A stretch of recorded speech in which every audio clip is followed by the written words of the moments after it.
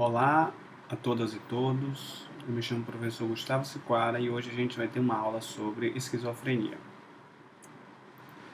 Quando a gente pensa na esquizofrenia, eu começo trazendo dados sobre a epidemiologia. Então veja que a esquizofrenia ela acomete mais ou menos a 1% da população. A diferença entre homens e mulheres é em igual proporção, ou seja, de 1 para 1. Não tem diferenças em termos de acometer mais homens ou mais mulheres, como a gente vê em outros transtornos mentais. A idade mais comum de início para a esquizofrenia é entre os 20 anos, né, para os homens e 25 para as mulheres. Ou seja, em geral, final da adolescência, início da vida adulta, é quando em geral você começa a aprender a apresentar, os indivíduos que vão ter, né, começam a apresentar os primeiros sintomas mais proeminentes. E a gente vai ver um pouco nessa aula como isso daqui acontece em termos de neurodesenvolvimento. 20% tem sintomas crônicos, né, e existe uma alta incapacidade. A esquizofrenia é um dos transtornos mentais que tem uma maior taxa de incapacidade. A gente pode ver que a taxa de desemprego, por exemplo, é alta, entre 80% e 90%, justamente porque existe um comprometimento funcional da doença nas pessoas que vão apresentá-la. A expectativa de vida também é menor, de 10 a 20 anos a menos. Então, quando a gente pode passar para um segundo momento, que seria quais são os critérios diagnósticos para a doença da esquizofrenia ou transtorno esquizofrênico, né? A gente vai estar baseado aqui nos critérios do DSM-5. Os critérios A talvez são aqueles que são mais proeminentes ou mais conhecidos, né? Então a gente pode ter as alucinações, os delírios, né? Lembrando que essas alucinações elas podem ser auditivas, elas podem ser visuais, apesar de serem menos comuns as alucinações visuais, as alucinações somestésicas. As mais comuns em geral são as alucinações auditivas, alterações, alucinações, por exemplo, olfativas ou gustativas, né, quando o indivíduo ele apresenta um determinado estímulo sensorial sem necessariamente ele estar presente. Os delírios, que estão muito ligados à ideia de uma alteração da percepção da realidade, é diferente da alucinação. Tá? Enquanto na alucinação a gente tem o acréscimo de uma informação sensorial muitas vezes, no delírio é uma alteração da percepção da realidade. Comportamento desorganizado, muitas vezes você tem uma agitação, uma apatia, uma desmotivação para algumas coisas, né, uma alteração na fala. O discurso, ele muitas vezes ele é apresentado de maneira desorganizada e apresenta os sintomas negativos que a gente vai ver logo, daqui a alguns slides à frente, exatamente o que são esses chamados sintomas negativos. Mas já adiantando, alteração da motivação, alteração da iniciativa, alteração da regulação emocional. O critério B seria o indivíduo apresentar um prejuízo social e ocupacional. Critério C, que seria o critério temporal, ter pelo menos esses sintomas há 6 meses. E critério D seria a exclusão de outros transtornos esquizoafetivos, de transtorno do humor, porque explicariam melhor esses tipos de comportamento, então você precisa excluir esses elementos. E o critério E seria exclusão de transtorno induzido por substância, que também não se caracterizaria, por exemplo, como esquizofrenia, mas sim um transtorno psicótico induzido por algum tipo de substância ou alguma condição médica geral, como alteração metabólica ou chamados delírios, que podem, num leigo ou numa pessoa que talvez não conheça tanto esses critérios, possa aparecer que o indivíduo ele apresenta uma alteração da percepção da realidade, mas na verdade isso faz parte muito mais de uma condição médica. Então vamos então fazer essa divisão que existe entre aquilo que a gente chama de sintomas positivos ou produtivos. Lembrando que essa ideia de positivo não é a ideia de bom ou ruim, né? O positivo não seria bom e o negativo ruim. Mas aqui seria o positivo, seria aquilo que a gente já tem e ele é adicionado. E o negativo seria uma característica que a gente tem que ela é diminuída. Então, por exemplo, os sintomas positivos ou produtivos seriam os delírios e as alucinações. Por quê? Porque a gente, no caso dos delírios, a gente tem uma percepção da realidade. Só que no caso de pessoas que apresentam esquizofrenia, essa alteração da percepção da realidade, ou seja, ela é adicionada, essa pessoa tem uma percepção provavelmente exagerada da realidade. A mesma coisa são as alucinações, onde esses indivíduos muitas vezes a gente tem as informações sensoriais, mas essas informações sensoriais elas são adicionadas. Tá? Então essas seriam as ideias de sintomas positivos. Os sintomas negativos seriam novamente repetindo aquilo que a gente tem, mas nesse caso eles estão diminuídos, como por exemplo, existe uma diminuição da vontade, a gente tem vontade, mas isso existe então uma diminuição, a diminuição da atenção e a diminuição da afetividade, que às vezes é chamado também de embotamento afetivo. O indivíduo ele muitas vezes vai ter menos expressão emocional em determinadas situações. E os sintomas também desorganizados, que podem ser, por exemplo, o comportamento, a fala ou o pensamento, que muitas vezes apresentam alterações. Quando a gente pensa, por exemplo, nos aspectos genéticos, é importante que a gente tenha em mente que a esquizofrenia ela é altamente poligênica. E isso já é descrito desde a década de 60. Isso quer dizer que você tem vários genes que podem explicar as alterações presentes na esquizofrenia. Então, a esquizofrenia ela parece ser altamente chamada, uma palavra meio esquisita, pleiotrópico, que seria o quê? Um gene ou alelos podem afetar vários traços fenotípicos aparentemente não relacionados, ou seja, um mesmo gene pode ter várias alterações sintomáticas ou fenotípicas que não necessariamente estão relacionadas ao mesmo núcleo. Por isso, né, a gente pode pensar a esquizofrenia como sendo altamente poligênica. Um estudo, por exemplo, mostrou o compartilhamento de variantes de risco comuns, por exemplo, ou seja, genes que eram comuns, né, alterações desses genes que eram comuns, por exemplo, esquizofrenia e transtorno bipolar e transtorno depressivo maior, esquizofrenia e transtorno depressivo maior, TDAH e transtorno depressivo, e um menor grau entre esquizofrenia e transtorno do espectro do autismo. Então essa discussão tenta trazer muito uma ideia de que as classificações que a gente tem hoje, baseadas no DSM, muitas delas parecem que têm alguns genes que são comuns, que apresentam essas características fenotípicas. E aí você pode pensar, inclusive, na forma que essas doenças são classificadas. Ou será que esses seriam os melhores núcleos de características e sintomas? Então isso é muito debatido na literatura, inclusive hoje tem propostas diferentes, né, onde você deixa um pouco de lado essas classificações do DSM, como a proposta do RDoC, que seria o Research Domain Criteria, aonde eles tentam elencar muito mais esses núcleos a partir de dimensões, e aí uma das dimensões seriam essas dimensões genéticas. Então, só para não me delongar muito nessa discussão, a ideia aqui é que você pode ter genes comuns com características fenotípicas parecidas para de doenças diferentes. Então, esse quadro aqui, eu acho que ele diferencia um pouco alguma dessas várias condições, por exemplo.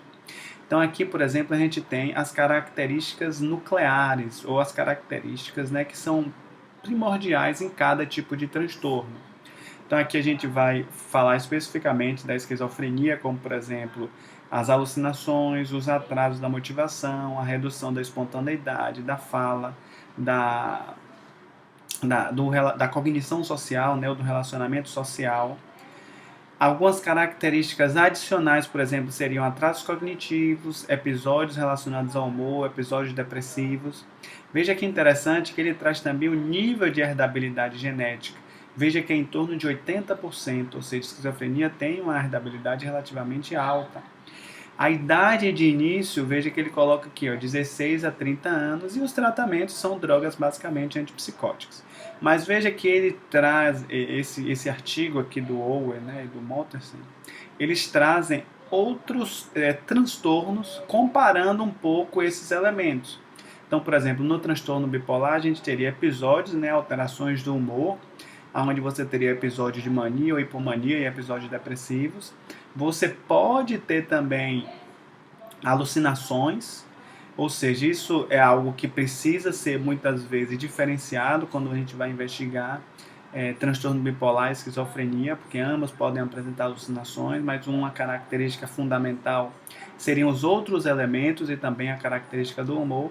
Veja que o transtorno bipolar lá também é altamente herdável, idade de início, e aqui os medicamentos para o tratamento. Veja que as desordens esquizoafetivas, elas são desordens do espectro esquizofrênico, que hoje se usa muito esse termo.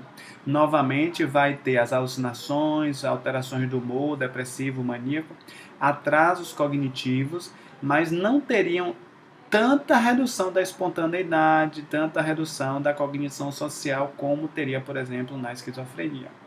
Novamente, você vê que ela aparece um pouco mais tarde, 25 e 30 anos, e aqui os tratamentos. Veja que autismo também, né, eu acho que esse quadro ele faz um pouco esse resumo, então seria basicamente atraso na comunicação social, dificuldade de comunicação e comportamento restritos, muitas vezes também é com atrasos cognitivos. Veja que a herdabilidade é cerca de 58%, agora isso daqui marca muito a diferença, ou seja, o autismo, os primeiros sintomas tem que apresentar antes dos 3 anos de idade. Já o TDAH, né, também ligado à inatenção, hiperatividade e impulsividade, alguns casos podem apresentar atrasos cognitivos, mas veja, a herdabilidade de 75%, mas a idade de início entre 7 e 12 anos. E aqui nesse caso o tratamento é muito mais com estimulante do sistema nervoso central. Vamos falar então agora de algumas teorias que tentam explicar a fisiopatologia da esquizofrenia, ou seja, como é que a esquizofrenia ela se inicia. Então, uma das teorias que eu acho mais interessantes são as teorias do neurodesenvolvimento.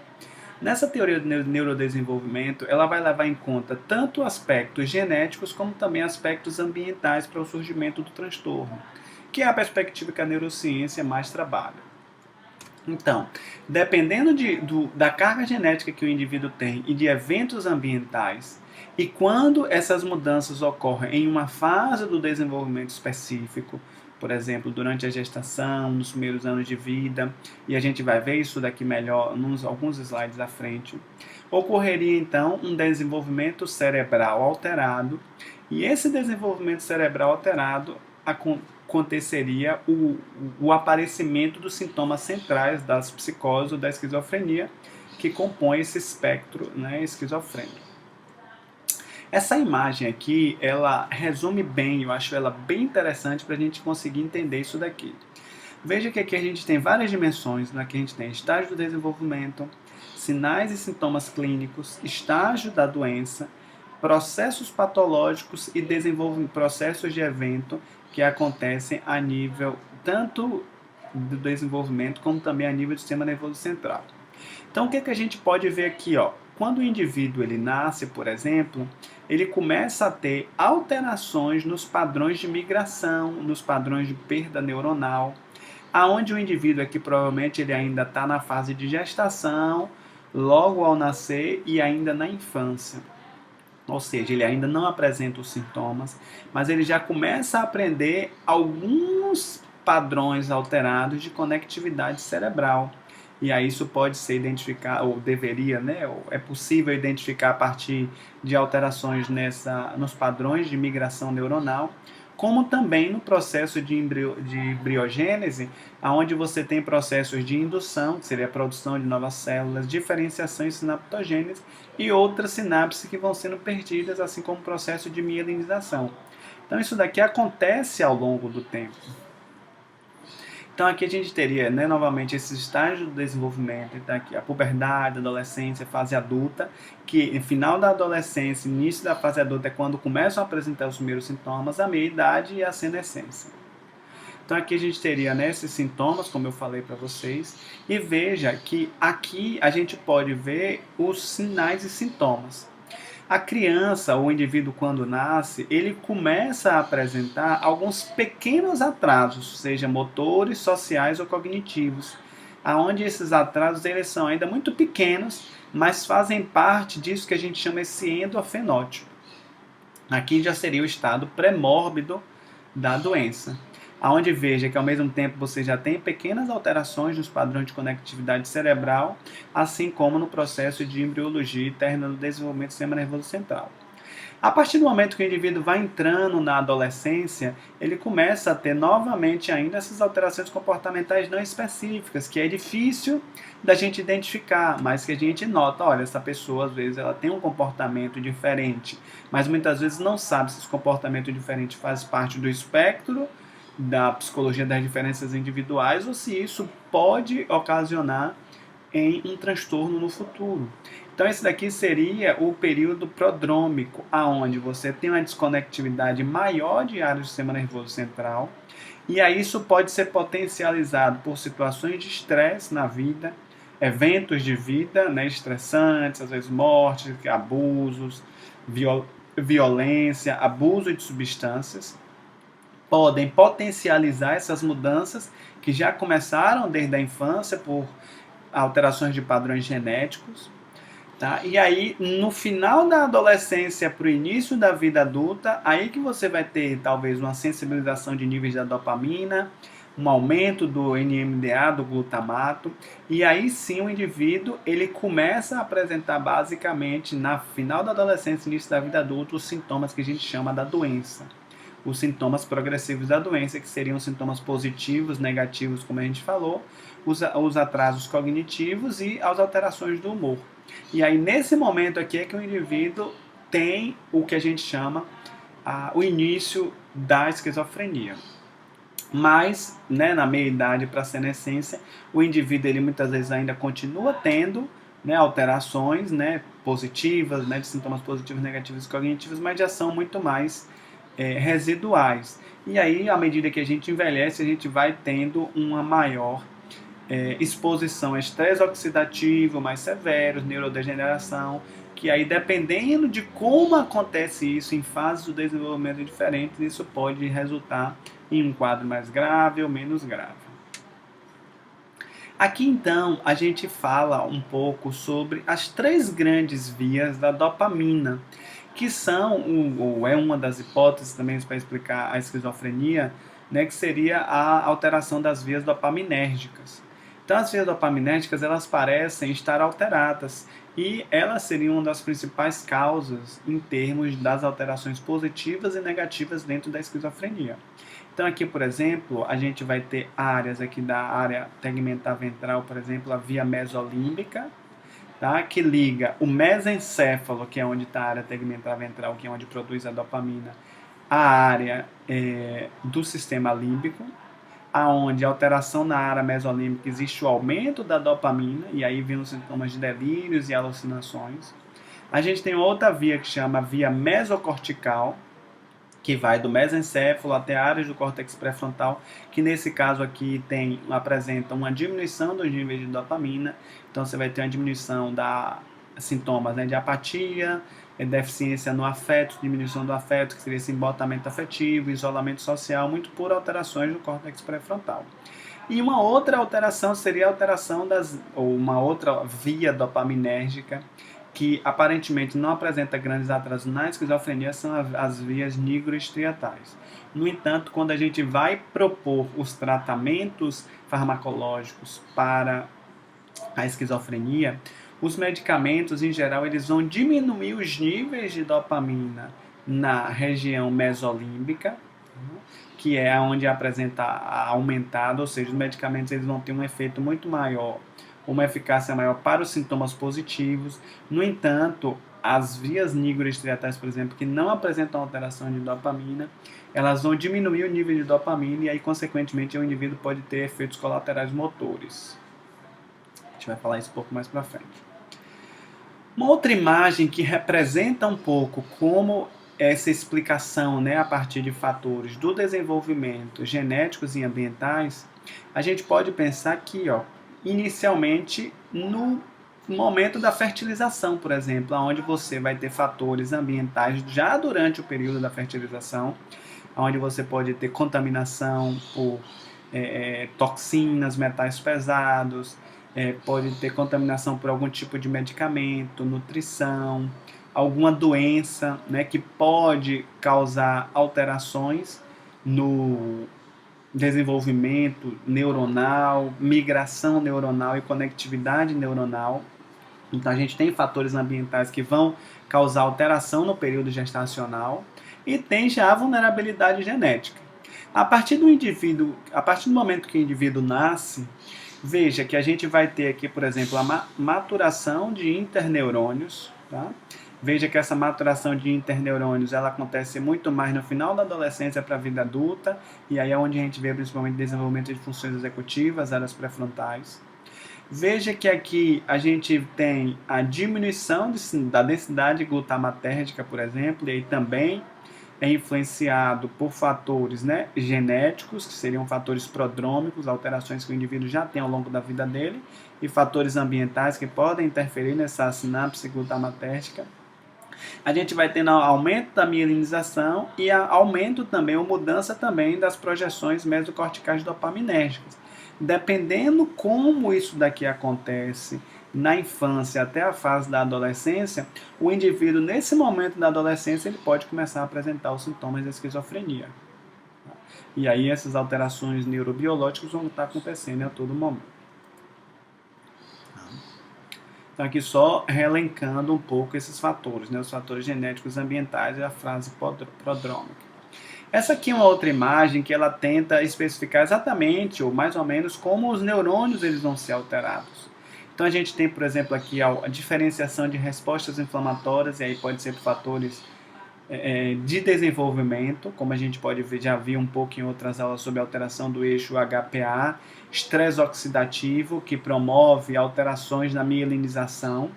É por isso que a gente fala que muitas vezes esses eventos ambientais, eles promovem alterações no nível de conectividade cerebral. E aí isso acontece muito por respostas inflamatórias, estresse oxidativo, que está muito ligado a reações de estresse, por exemplo.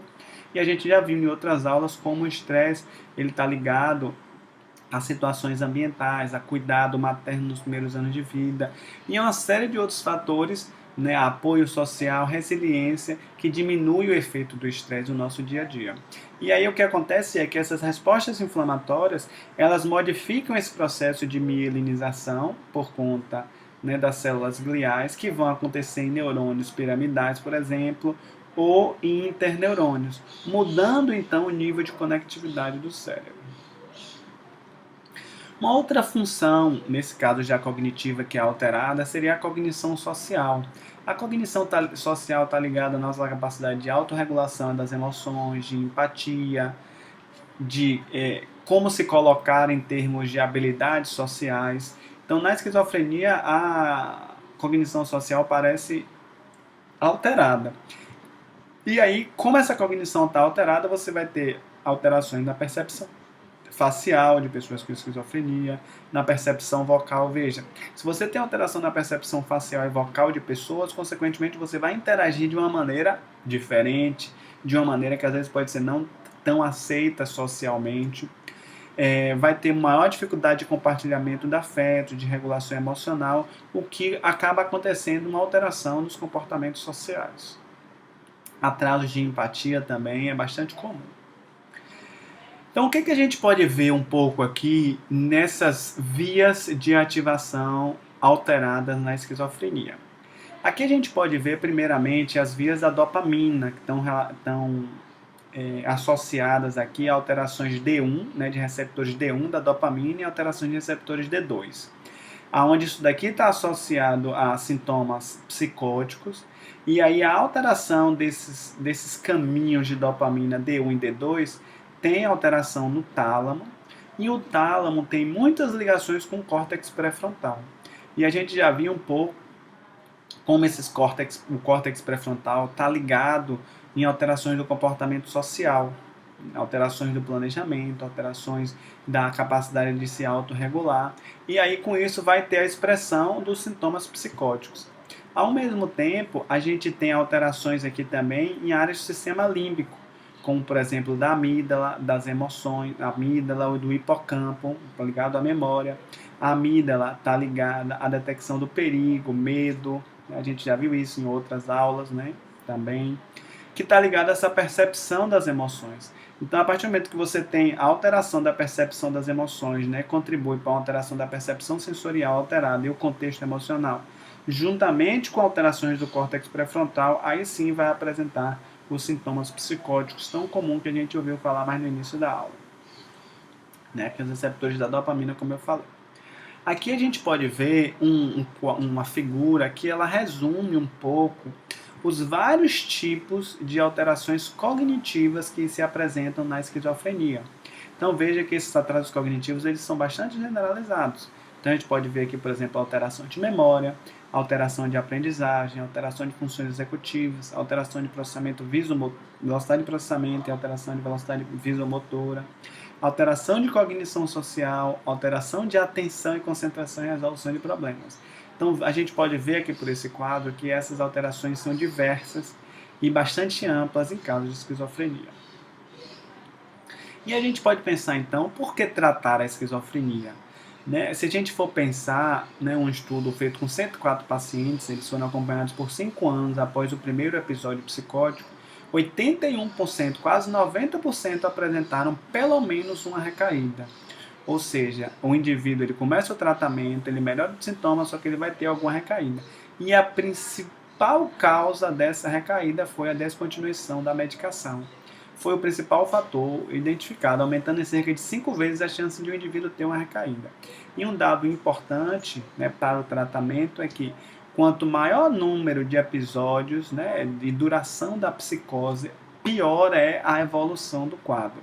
Por isso a importância de ter um tratamento precoce, ter um tratamento quanto antes. Assim como a gente viu, por exemplo, em outras aulas, na aula de depressão, quanto mais episódios depressivos, isso fala numa pior evolução do paciente. A mesma coisa seria em casos de esquizofrenia e psicose. Ou seja, é importante, a partir desses primeiros episódios, esse tratamento. Né, os antipsicóticos eles parecem mudar a evolução da doença, diminuindo o impacto funcional que a esquizofrenia vai ter na vida do indivíduo. Então, em termos de tratamento, a gente tem os tratamentos farmacológicos, que são os famosos medicamentos antipsicóticos, e aqui é importante também ressaltar os tratamentos não farmacológicos, como a terapia de intervenção familiar, aonde vai se trabalhar com a família o apoio, a compreensão da doença, a compreensão dos sintomas, como lidar com aqueles sintomas da família.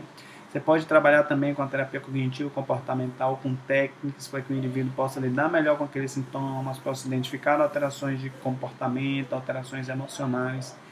Treino de habilidades sociais, uma vez que a cognição social está alterada, isso pode ser potencializado a partir de alguns treinos.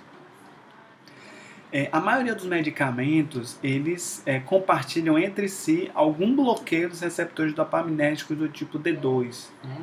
E esses medicamentos eles são divididos em dois tipos. Os medicamentos típicos, que são os medicamentos mais conhecidos, como haloperidol, clorpromazina, Neosine, né? E os medicamentos atípicos, que esses medicamentos eles já são mais novos, são medicamentos chamados de segunda geração, que em geral vão ter menos efeitos colaterais, como olazapina, risperidona e outros medicamentos que a gente pode ver como antipsicóticos atípicos. Como pensar esse tratamento por quanto tempo? Veja, se o indivíduo ele teve apenas um primeiro episódio psicótico, o ideal ou indicado é manter 1 a 2 anos após a remissão dos sintomas, ainda manter. Se o indivíduo já teve mais de um episódio de 2 a 5 anos, e aí reavaliar a necessidade da continuação da medicação ou o uso contínuo do medicamento, uma vez que é uma doença crônica. Quais são as vantagens e desvantagens de usar medicamentos típicos e medicamentos atípicos, né? As vantagens do medicamento típico, que são os medicamentos mais antigos, são os primeira geração, eles têm um menor custo, um menor ganho de peso, mas perguntam, né, ainda questionado se tem a mesma eficácia. Os atípicos, ele tem menores sintomas extrapiramidais. Sintomas extrapiramidais são aqueles sintomas motores, como, por exemplo, temor, tremores, dificuldade de iniciar o movimento. Tem menor elevação da prolactina, que acontece muito por conta de uma outra via que eu não citei na aula, mas chama via tímbaro-infundibular, que é uma outra via dopaminérgica que também é alterada, e aparentemente é questionável se teria uma melhor adesão. Quais são as desvantagens do medicamento típico? Né? Como eu falei, maior risco de sintomas extrapiramidais são sintomas motores, elevação da prolactina e aí pior adesão. Os atípicos, quais seriam as desvantagens? Eles são mais caros e têm um maior risco de ganho de peso. Os sintomas extrapiramidais são, por exemplo, a ataxia, a distonia aguda, parkinsonismo, onde o indivíduo ele vai ter alterações motoras de iniciar o movimento, alterações na precisão do movimento, às vezes tremores, né, ou extrapiramidais crônicas, como o tremor perioral, discinesia tardia, por conta dos efeitos colaterais, muito pelas alterações da via nigroestriatal, que é também alterada por conta do uso do medicamento. Existe também um tratamento farmacológico com outros medicamentos complementares, como, por exemplo, os benzodiazepínicos, para sintomas de agitação, insônia, discinesia tardia. Os antidepressivos para alterações de humor, né, depressão, sintomas obsessivos. E os anticonvulsivantes, muito para controle da impulsividade e também para estabilizar o humor. Quando a gente pensa em tratamentos não farmacológicos, a gente pode pensar, por exemplo, na terapia cognitiva comportamental, para trabalhar muito os sintomas centrais, né, junto com o medicamento, como os sintomas residuais que podem acontecer, como, por exemplo, a adesão, o funcionamento social, né, que é importante ser trabalhado, o treino de habilidades sociais, muito ligado ao funcionamento social e atividade de vida diária, que também, né, vai estar ligado à adesão, aos sintomas residuais, terapia familiar, como eu já falei um pouco com vocês, a melhorar a adesão, a recaída, diminuir a recaída, a rehospitalização do paciente, uma vez que a família ela vai estar próxima, né, daquele paciente. A terapia de remediação cognitiva são aquelas terapias para potencializar as capacidades cognitivas. Então, pode estar ligado a sintomas residuais e funcionamento social também, como treino de memória, atenção, raciocínio, para tentar diminuir essas perdas cognitivas que se apresentam. E terapias integradas, como funcionamento social, sintomas residuais, também vão ser importantes nesse tratamento não farmacológico. Então, o que a gente pode ver aqui dessa aula, gente? Fazendo uma breve revisão do que a gente viu aqui. A gente viu a caracterização dos sintomas, né, e a diferenciação do que são sintomas positivos, negativos e desorganizados.